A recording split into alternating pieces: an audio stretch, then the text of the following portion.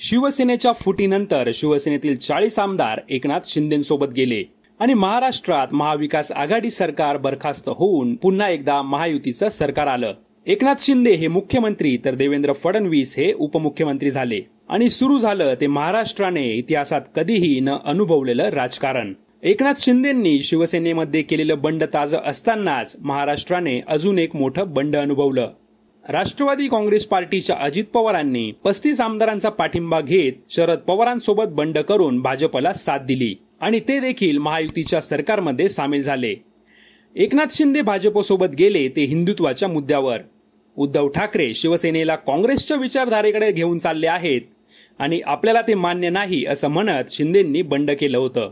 शिवसेना भाजप या समीकरणाची ओळख असलेल्या महाराष्ट्राला ते एवढं वेगळं वाटलं नाही। मात्र महाराष्ट्रातील लोकांच्या भुवया उंचावल्या त्या अजित पवारांनी भाजपसोबत येण्याच्या निर्णयाने। एनसीपी आणि बीजेपीची विचारधारा आधीपासूनच परस्पर विरोधी राहिली आहे। शरद पवारांची राष्ट्रवादी ही नेहरू विचारांवर चालणारी आहे तर भाजप सावरकरांच्या हिंदुत्वावर। मात्र भाजपसोबत आपण विकासासाठी जात आहोत असं बोलून अजित पवारांची राष्ट्रवादी महायुतीमध्ये येऊन उपमुख्यमंत्री पद घेऊन महाराष्ट्राच्या सत्तेमध्ये सामील झाली। अजित पवारांना सोबत घेतल्याने यावेळी भाजपचे कार्यकर्ते आणि नेते मोठ्या प्रमाणावर नाराज झाले। खास करून पश्चिम महाराष्ट्रातून ही नाराजी दिसून आली। भ्रष्टाचाराचे आरोप असलेल्या लोकांना भाजपने सोबत घेऊ नये अशी भूमिका देखील लोकांनी मांडली।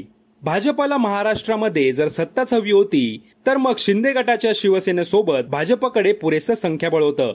मग भाजपला अशी काय गरज पडली की एकेकाळी विरोधी असणाऱ्या भाजपपेक्षा वेगळी विचारधारा असणाऱ्या अजित पवारांच्या राष्ट्रवादीला सोबत घ्यावं लागलं? हा सर्वांनाच पडलेला प्रश्न। या प्रश्नाचं उत्तर आता स्वतः देवेंद्र फडणवीस यांनीच दिलं आहे।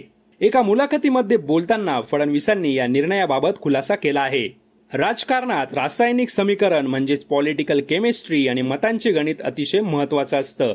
भाजपचं रसायन मजबूत होतं मात्र गणिताची खात्री नव्हती आणि त्यामुळेच मतांचे गणित जुळवण्यासाठीच आणि पक्षाची ताकद वाढवण्यासाठीच आपण नवीन मित्र जोडून अजित पवारांची मैत्री केली आणि याचा आपल्याला निवडणुकीत नक्कीच फायदा होणार असं देवेंद्र फडणवीस यांनी सांगितलं।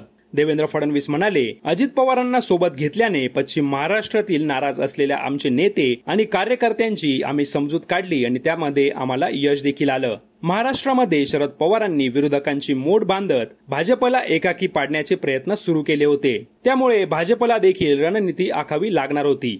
याच वेळी राष्ट्रवादीमध्ये आपल्याला भवितव्य नाही याची खात्री अजित पवारांना आली आणि त्यांनी शरद पवारांविरोधात बंड करून भाजपला साथ दिली। त्यामुळेच अजित पवार आमच्या सोबत आल्याने आमची पश्चिम महाराष्ट्रात ताकद वाढली असं देवेंद्र फडणवीस म्हणाले।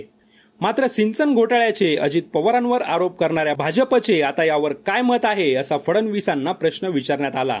त्यावर फडणवीस म्हणाले, अजित पवारांवर आरोप झाले हे अगदी बरोबर आहे। मात्र तपास यंत्रणांना अजित पवारांचा थेट सहभाग कुठेही दिसला नाही असं उत्तर देवेंद्र फडणवीस यांनी दिलं। त्यामुळे पुरेसं संख्याबळ असताना देखील अजित पवारांना भाजपसोबत का घेतलं याचं उत्तर देवेंद्र फडणवीस यांनी देण्याचा प्रयत्न केला आहे। तुम्हाला देवेंद्र फडणवीस यांच्या खुलास्यावर काय वाटतं याचं मत कमेंटमध्ये नक्की कळवा।